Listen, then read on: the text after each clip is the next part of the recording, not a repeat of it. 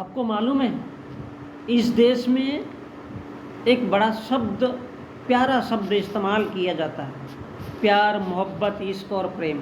ये सब ग्रंथों के चोचले हैं, पुरुष हो या औरतें हो। धन दौलत की भूख के लिए औरत कहती है कि मैं 50 साल तक इंतजार कर सकती हूँ।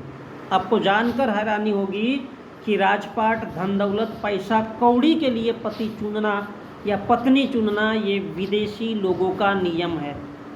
ये विदेशियों की प्रथा है, जिसको रांडो और सांडो का खेल कहा जा सकता है।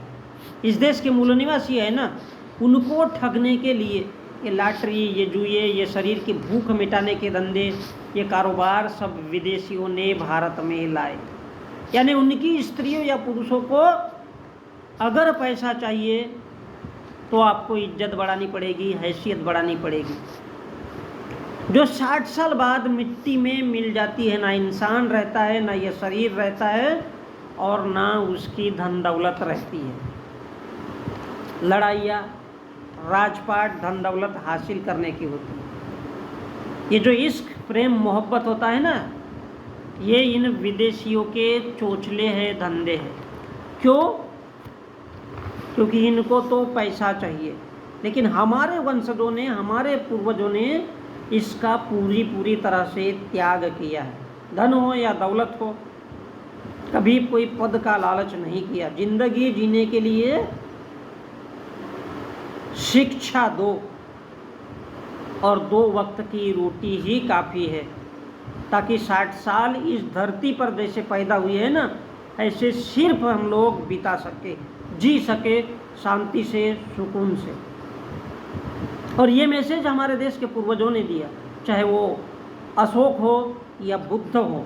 बुद्ध ने तो कहा और इन लोगों ने कहा, लेकिन विदेशियों की जो नीति है ना, तो औरत कहती है, छल कपट करती है और कहती है कि मैं तो तेरे को अमीर बना के रहूँगी, तब ही तेरे साथ सोऊंगी। तो ये जो धंधे है, कारोबार है, ये विदेशियों के कारोबार है, इस देश के लोगों के नहीं।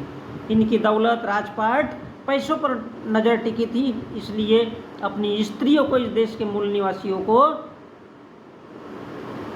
डोनेट करते गए और उनसे राजपाट हासिल करते रहे। तो ये जो विदेशी प्रथा है, और इसलिए द्रौपदी, राधा, मीरा इन्होंने पैदा किए, जो धन दौलत वालों से ही शादी कर सके, उनसे मिल सके और उनके लिए बच्चे पैदा कर सके। और इसी को इस देश में प्रेम कहते हैं।